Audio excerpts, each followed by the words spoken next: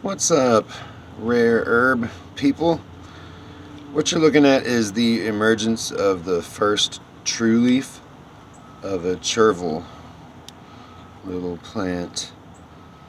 And so what we're doing here with this video series is kind of showing you me trying to grow it from seed at home, outdoors, and just see how it works. And so far so good. So I'm just showing you this because this is where the next step of the series should be. However, I have more footage to show you, so we're going to come over here. So after the first leaf comes out, you're naturally going to get two. You can see the cotyledon leaves from when it was just a seed. They're going to persist for a while, actually. They stay for a real good while. Those two original seed leaves. Alright. Let's find another one. So you can see a couple that are kind of in that stage on this particular tray. But I have a tray I'm going to show you in a second that's doing a lot better. I did get seed from a lot of different places just to see who was better. And I don't want to reveal the company names or whatever, but mainly all of them are ones that you can find on eBay. So, move up to this tray right here. I think I had it flipped around the other way in the last video, so I should have probably kept it the way that it was for you guys. But one tray obviously did a lot better, or one side, which is just two different seed companies. And once again, I think some of them was curled Chervil or winter Chervil or vertissimo. There's lots of different ones that I got, so there's no saying that it's just the seed company's problem, germination rates and all that. Some Chervils probably just kind of like better than others. They're stronger growers at the beginning. Alright, so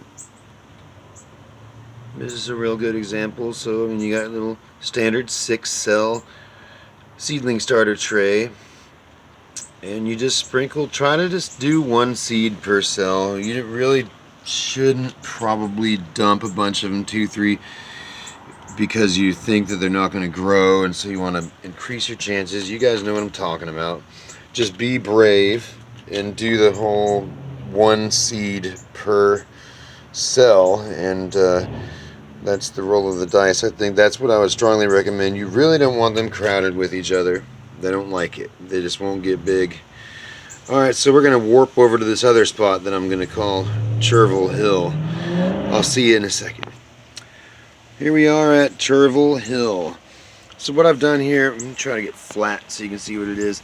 It doesn't look much like a hill in the video, but in real life, I have this box that I kind of made and just filled up with old stumps and things and logs, half-burnt logs that I had kind of around. I just was trying to save soil so I didn't have to fill the thing all the way to the top, because this is really deep.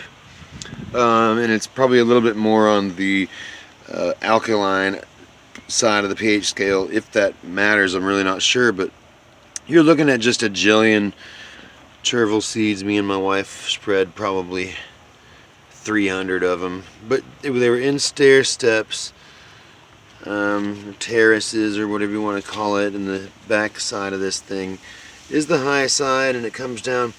So this got pulverized by rain. This is kind of underneath where my roof drips, but it doesn't. It's usually not this bad.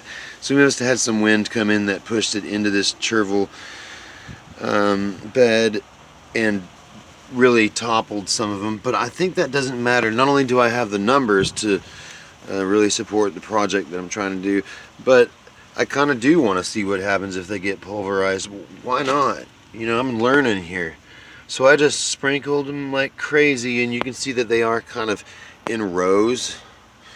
But I'm sure that that'll kind of go away once it all fills in and they get bigger and all that. And what I want is almost just like a bed of pure Chervil. And I've already experienced, they do kind of get soil bounced up into them real bad, and they're very intricate little leaves, and sometimes perlite is probably not the best idea in the world.